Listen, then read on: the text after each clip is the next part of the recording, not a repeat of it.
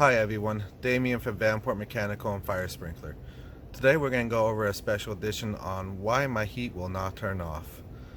The heating season is coming up very soon, and one of our biggest complaints that we get is, believe it or not, is the heat will not turn off when the thermostat is turned off.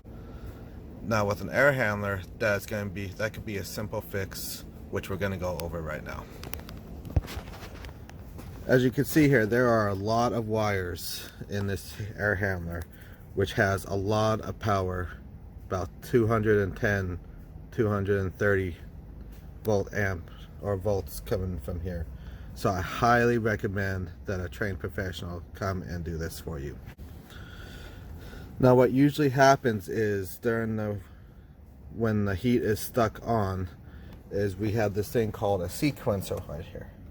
Now these sequencers, they control when to turn the heat strips on and off, so that way all the heat strips don't turn on at once and turn off at once and gradually heat up or cool down.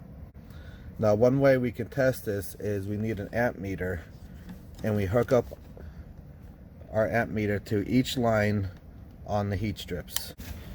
And as you go, you just start testing each line.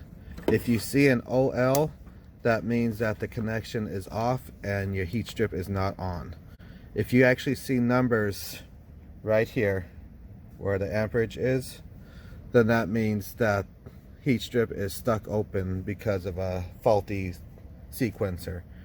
And we'll go ahead and change that out, and once that's done, the heat will turn off and the fan will turn off.